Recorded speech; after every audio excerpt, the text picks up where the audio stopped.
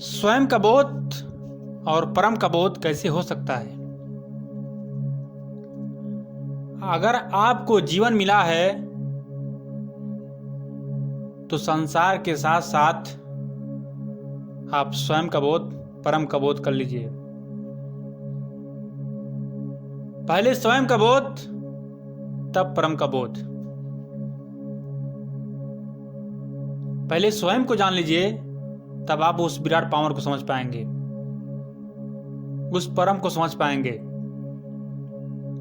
और स्वयं से भी पहले अपने शरीर को साधने की जरूरत है, अपने शरीर को समझने की जरूरत है। शरीर क्या? यह शरीर मुक्ति का द्वार है। यह मानव का शरीर सौभाग्य से मिलता है। इसको गंवाया ना जाए। अगर मानव का शरीर मिला है तो इसको गंवा ना जाए। इसको गंवाइए मत। गंवाने के लिए नहीं मिला है, इसको साधने के लिए मिला है। इसके भीतर वो पावर, वो ऊर्जा को समझने के लिए मिला है। किताबों को पढ़ते रह जाएंगे लेकिन इस शरीर को नहीं समझ पाएंगे, क्योंकि वो 52 अक्षरों से इस शरीर का तुलना नहीं किया जा सकता है।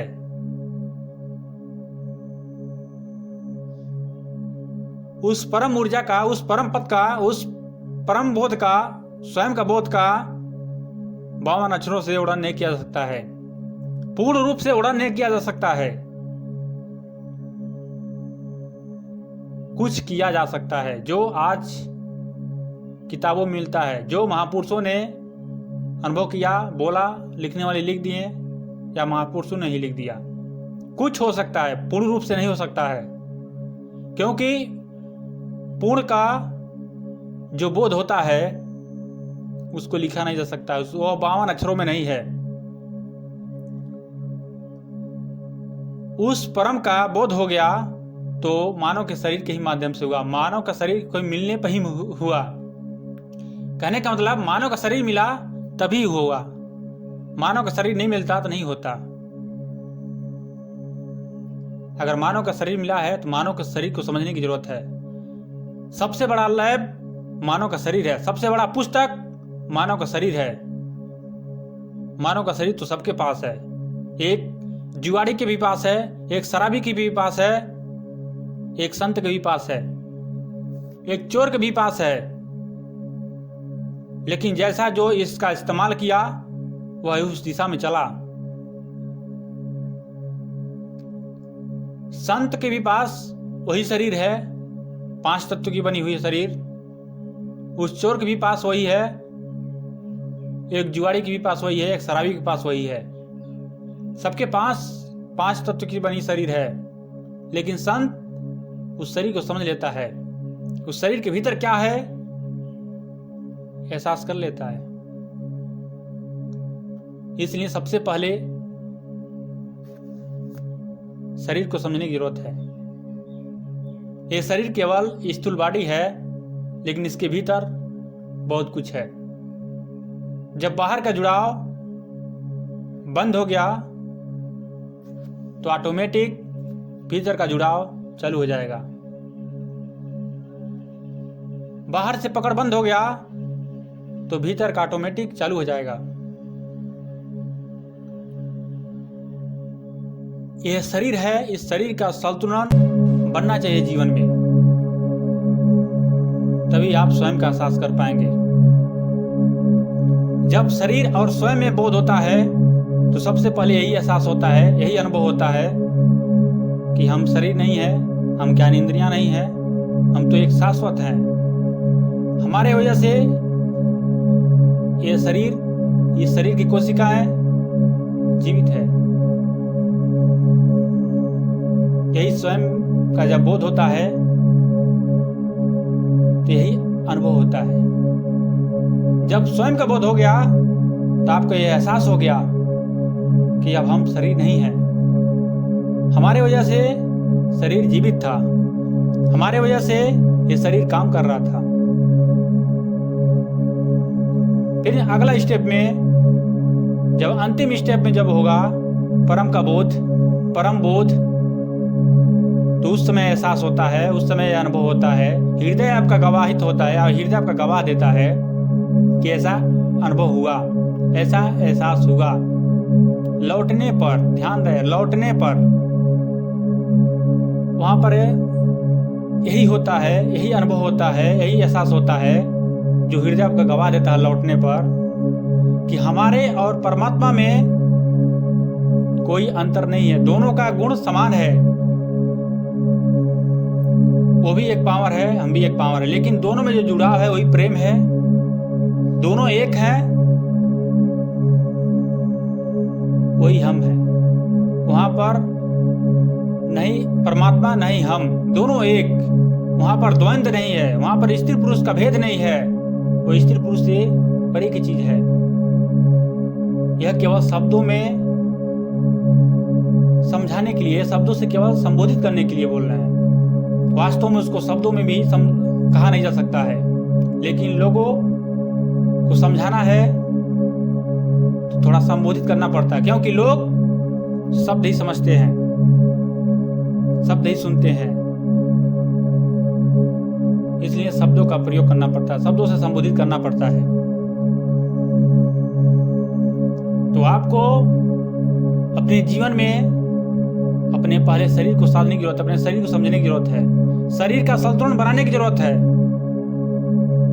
संतुलन का मतलब ऐसा समझिए कि जब आप चलते फिरते हैं तो शरीर में गति होती है, वो गति भी स्थिर हो जाए, यानी शरीर भी स्थिर हो जाए, शरीर से जो तरंगे निकलते हैं, उनपन होते हैं, वो भी स्थिर हो जाए। कहने का मतलब जब शरीर स्थिर हो गया तो मन का भी काम है स्थिर हो जाना, क्योंकि मन और शरीर में बहुत गहरा संबंध है, दोनों मित्र हैं। जैसे ही शरीर स्थिर हो जाता है वैसे ही मन शांत होना शुरू हो जाता है, मन के तरंगे शांत होना शुरू होता है। मन क्या है? मन सोचना, विचारना, जो भी तरंगे उत्पन्न हो रहा है वही तो मन है, विचारों का संग्रह ही तो मन है।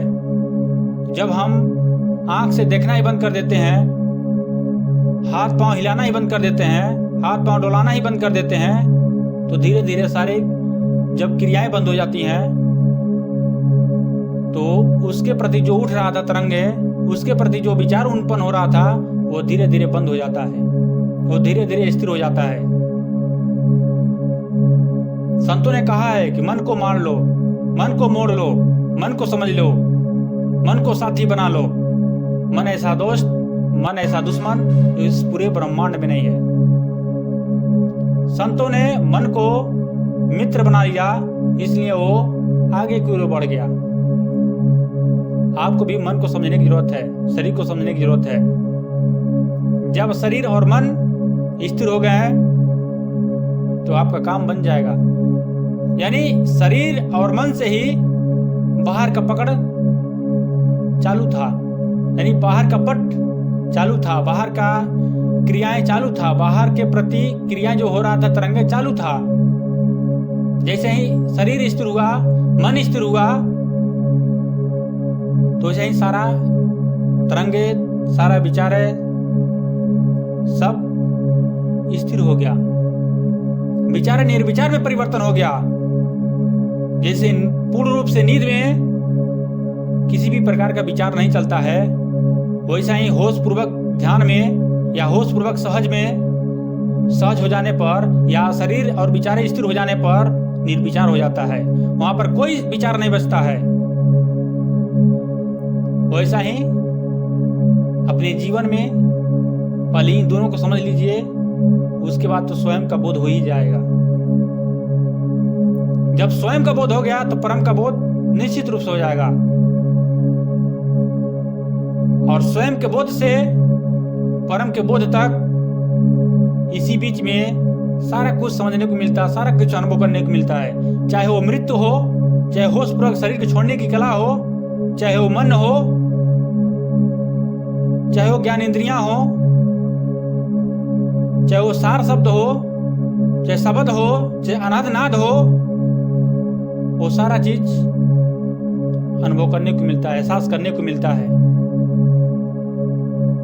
इसलिए आपको भी एहसास करने की जरूरत है।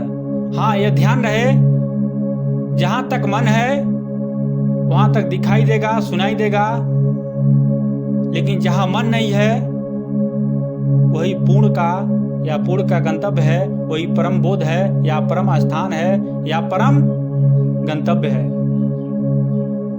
परम स्थान का मतलब यह मत समझिए कि कहीं चेयर लगा होगा आप बैठेंगे, नहीं, एक शब्दों से संबोधित कर रहे हैं।